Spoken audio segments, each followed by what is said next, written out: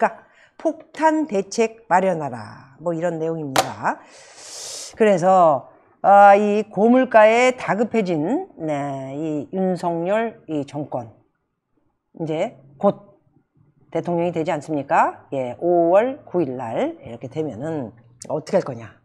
사실상은 이렇게 개판 5분 전이 된 거는 지금 우리가 시작하는 윤석열 정권이 한 것은 아닙니다. 윤석열 정권이 이제 시작을 하지만은 이게 지금 이렇게 만들어 놓은 게 누구예요? 여러분 잘 아셔야 돼요, 그거는 윤석열 정권에서 그런 거 아니에요. 문재인 정권에서 가진 빚을 다 써가지고 이렇게 이제 만들어 놓고, 그죠?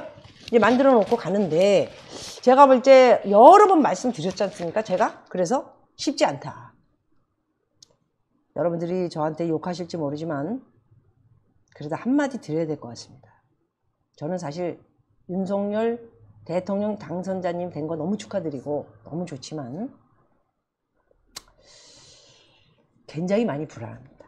차라리 그렇다면 이재명이 제가 볼 때는 이재명이가 됐으면 지금 이게 깡패 국가가 되면서 정말 난리가 났을 겁니다. 약속한 게 윤석열 대통령 당선자보다 약속한 게 10배가 더 많습니다.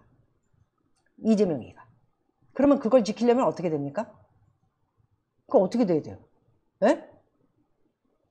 지금 빚더미로 앉혀놓고 떠나는 문재인이는 자기 뭐 할 거 다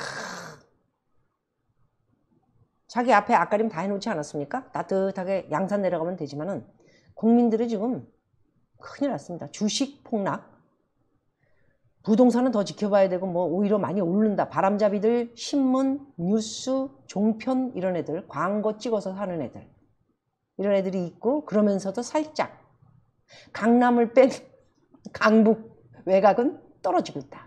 이런 말을 계속 하는 거예요. 응? 왜? 약간의 자신감은 또 없는 거죠. 그래서 자고 나면 뛰는 대출금리, 고정 변동금리 어느 쪽이 더 유리할까? 이거를 지금 국민들은 찾고 있을 정도로 금리 때문에 이렇게 힘든데 부동산을 산다고? 부동산은 3억이면은 7%까지 올라가면 37, 21, 한 달에 210만 원씩을 12달인가 한 190만 원이라 합시다. 그거를 월급에서 400 받으면 뭐 400 받는 사람이 얼마나 많은지 모르겠지만은 이자만 냅니까? 생활은 안 하고? 예? 관리비는 안 내고 전기세는 안 내요? 자동차 기름값도 지금 2,300원까지 오른다고 난리를 치는데 어떻게 살아가야 된다는 것을 여러분들이 빨리 생각을 하고 돌파구를 찾아야 되는 겁니다. 자, 우리나라 지난달 소비자 물가는 1년 전보다 4.1%가 올랐다. 2011년 12월 이후 10년 3개월 만에 최고로 오른 상태에서 윤석열 대통령 당선인이 또 50조 추경 자영업자들한테 주겠다고 또 약속하지 않았습니까? 여기서 또 빚을 낸다. 이런 식으로 이미 문재인이는 깨뚫고 있는 거예요. 문재인이에 대해서 제가 여러 번 말씀드렸지만은 이미 이 노무현 정권 때 비서실장을 하고 오랫동안 뭐 그런 거를 해봤기 때문에 다 읽고 있어요. 다 읽고 있어. 응? 그래서 어떤 거는 5천조가 넘는 빚. 자영업자를 비롯해서 뭐 개인 파산에다가 뭐 기업 파산에다가 뭐 다 해가지고 뭐 이거 치고 저거 치고 눈탱이 치고 다 하면은 5천조가 넘는 빚으로. 그거를 알면서도 통계니 뭐니 조작을 했는지 모르는지 모르지만 알 수 없는 것으로 우리에게 지금까지 안심을 놓게 하면서 주식은 주식대로 많이 올라가고 제일 큰 문제가 아파트가 완전히 23억에 돌아가던 몇 년 전 얘기입니다. 이게 50억이 되는 올라도 4억이 아니고 어떻게 20억이 오르냐. 정말 너무너무 말도 안 되는 이런 일들이 물론 해외도 올랐다. 해외도 올랐어요. 그래도 해외는 그렇게 10억짜리 집이 30억이 오르진 않았어. 말이 되는 얘기를 해야지. 떼쓸 걸 떼를 제발 좀 부탁이야. 얘네들은 그저 내로남불에 떼쓰는 거 잘못한 게 없어. 그럼 지금도 떼를 쓰는 거 보세요. 그리고 지네가 다 해놓고는 윤석열이 똑바로 해라. 시작도 안 한 사람한테 똑바로 해라. 이런 얘기를 하고 있는 거야. 그러니 이 치솟는 물가 4.1까지 미국은 지금 7에서 8%까지 오르는 이런 값에서 연준에서는 이제 금리를 올리면서 돈을 걷어들이는 이런 상황인데 우리나라는 지금 대책이 하나도 없어요. 무슨 대책을 세울지 아무것도 없어. 그러면서 이제는 이제 대책보다도 이제 잘못되면 이게 큰일 났으니까 인수위에서 현 정부, 지금 문재인 정부에게 특단 대책을 마련하라. 이런 이야기를 서로 주고받으면서 이거는 뭡니까? 국민이 불안하게 생각하고 있어야 되는 거예요. 특단의 대책을 마련해라. 우리도 방법이 없다. 그 얘기입니다. 그래서 제가 윤석열 대통령이 된다고 해도 제가 볼 적에는 굉장히 어렵고 힘들고 경제에 집중하겠다. 여러분 그 말을 어떻게 생각하고 계십니까? 어떻게 생각하고 계십니까? 저는 그 속에 내막을 50%는 읽고 있습니다. 언제 어느 때 무슨 일이 벌어질지 모릅니다.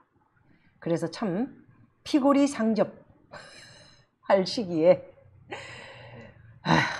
또 보수 우파 윤석열 씨가 윤석열 대통령 당선자님 너무 이 좌파성이 우리 김건희 여사님도 그러시고 문재인 팬이었다라는 얘기도 있고 좀 아니었던 분들이 여기 어쩔 수 없이 오신 건 아닌가 하는 조심스럽게 그런 의문점도 좀 가져봅니다. 제발 지금은 경제가 1번이고요.